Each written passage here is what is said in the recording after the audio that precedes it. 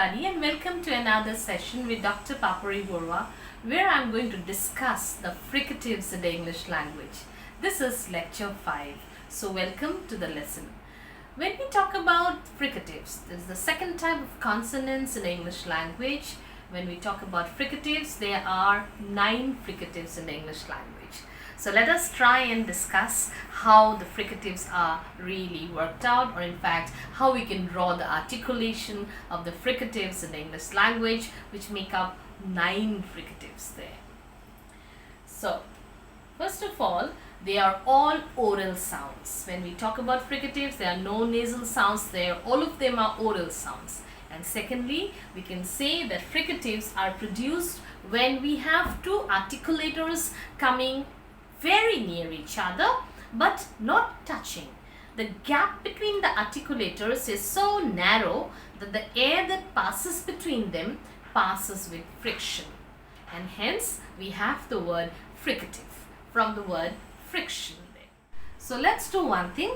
I'll show you how to draw the articulation of the fricatives, and along with that I'll discuss what are the fricatives in the English language. Let me now try to show you the articulation of the fricatives in the English language. As discussed, there are 9 fricatives in the English language. The first of all, I'll try to draw before you the articulation of the two fricatives fur and ver. So during the articulation of fur, we have the two articulators that come together.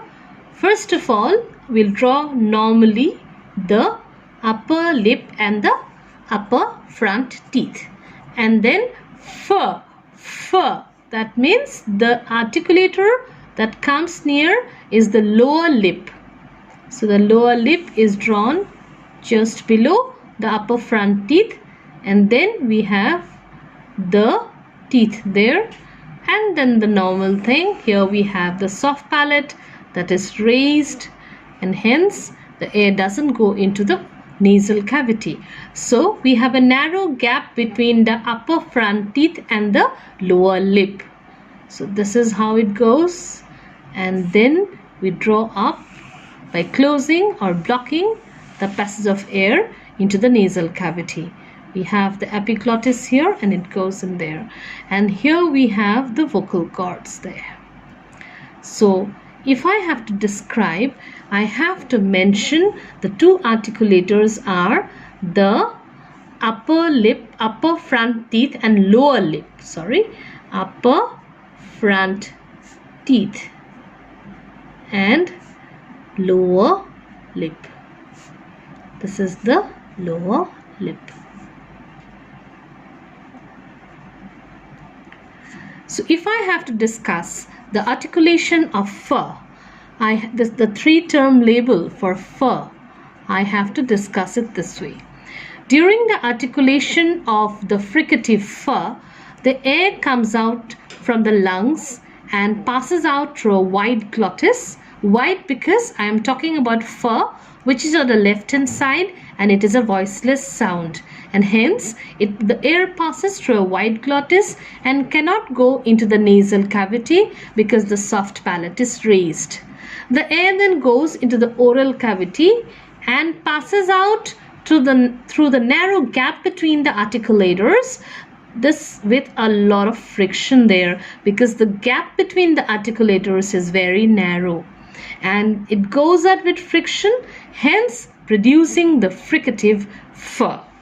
So whenever we talk about the adjective to describe the teeth, it is dental, and the lip, that is labial. So we have the two articulators coming very near each other but not quite touching each other, and there is a gap through which the air can escape with friction. So the 3-term label for fur will be: fur is a voiceless,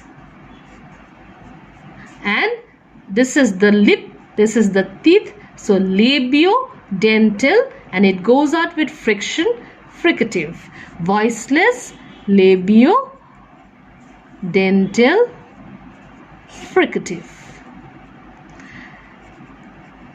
as you must have been knowing now, by now you must have known that when we talk about describing the articulation of two phonemes in pairs, the way we discuss the second phoneme is just we have a change in the direction, or sorry, the change in the way the air goes out through the glottis, and hence V is a voiced, the three-term label, it's a voiced labio-dental fricative.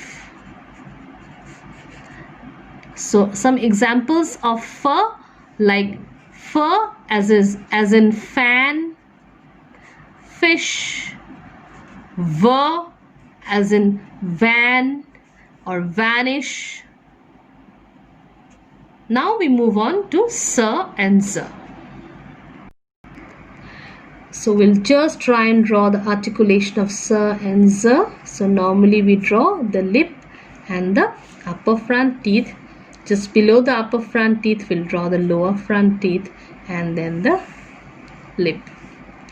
So if we talk about this phoneme called the sir, so we have the tip and the blade of the tongue come very near the alveolar ridge.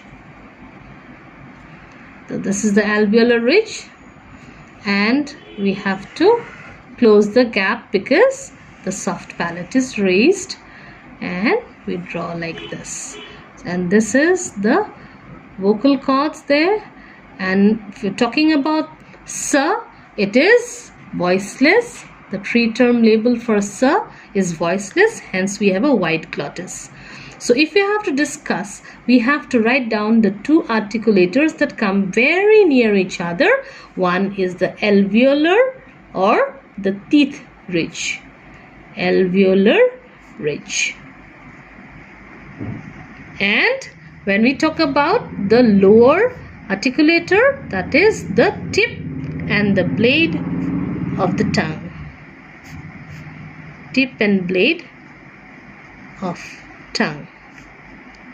I must have told you in the last lecture that when we are talking about articulation of a particular phoneme, we do not go about actually marking all of them, all the organs of speech, but just the articulators involved. So in the articulation of sir, we have the air coming out through the wide glottis. It's a voiceless sound, and then it cannot go into the nasal cavity because the soft palate is raised. The air then goes out into the oral cavity and passes out through the narrow gap between the two articulators, the alveolar ridge and the tip and blade of the tongue, with friction producing the fricative sir. And as I always repeat, we do not have an adjective to describe the tongue. So here it is an alveolar sound. So three-term label for sir will be sir is a voiceless alveolar. This is a fricative. Now the only difference in z will be it is a voiced alveolar fricative. So sir as in, this is sir as in see, saw, or z as in zoo, zebra. Now we move on to the next fricatives. Now let us discuss the next fricatives, sh and j.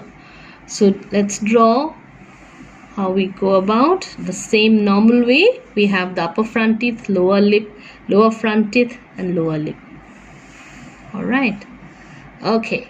So when we had pronounced sir, the normal sir as in C, we had an alveolar voice or alveolar sound, and phoneme. Now what we are doing is that we are trying to pronounce sh.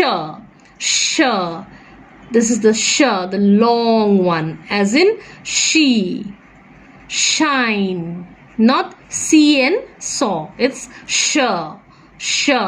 Therefore, if you try to pronounce, you close your eyes and try to pronounce sh, you will feel that the tongue, it moves back. The tip and blade of the tongue moves back and is very near the back side of the alveolar ridge. So, we have it here, coming very near the back side of the alveolar ridge, but there's a gap there, and the soft palate is raised, and hence this is closed. And then we have it here, the vocal cords there, which is when we talk about sh, it's big and a wide glottis. The air goes out through a wide glottis, cannot move into the nasal cavity because the soft palate is raised, and then air goes into the oral cavity and passes out through the narrow gap between the two articulators, which come very near each other, the tip and blade of the tongue and the back side of the alveolar ridge. Tip and blade of the tongue and the back side of the alveolar ridge, or we can call it post-alveolar, back side, and hence it is post-alveolar. Some books also refer to it as a palato-alveolar, post-alveolar. Okay, so we have, it is, when we talk about the three-term label for sh, it is a voiceless post-alveolar fricative. And the only difference in the production of j, as in treasure, measure, it's the origin of this sound is French, and hence je.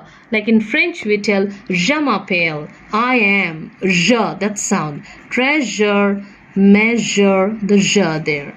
And it is a voiced post-alveolar fricative.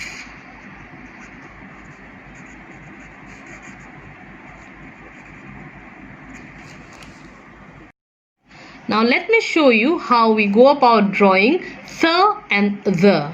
So similarly we'll start drawing the normal way. This is the way you begin. Okay, and then go about. So we have, if you try to pronounce th as in theta or theses, th, right, or th, think, we have your tongue coming very near the upper front teeth but not quite touching it, and similarly it goes, this is blocked there, and then we have it like this.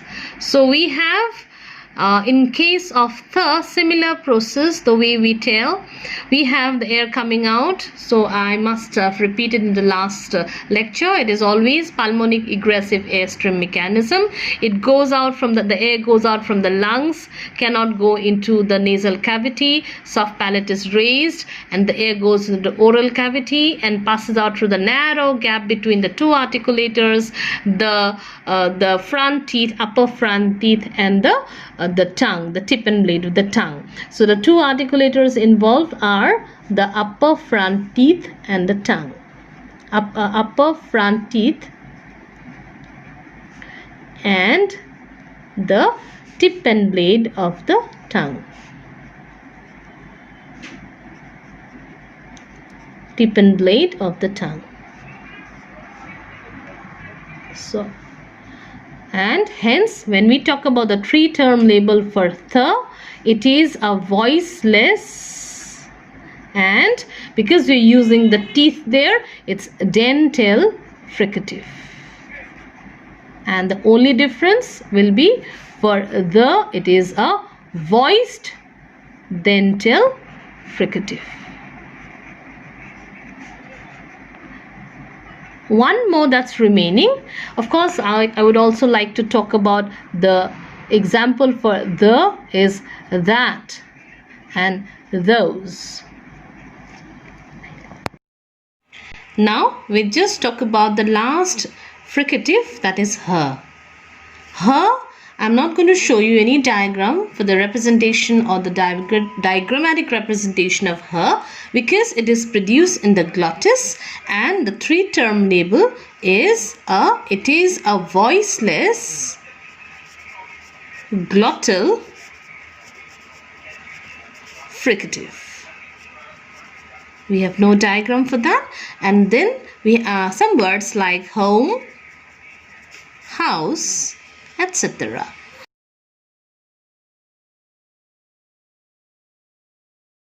So this finishes of all the fricatives in the English language.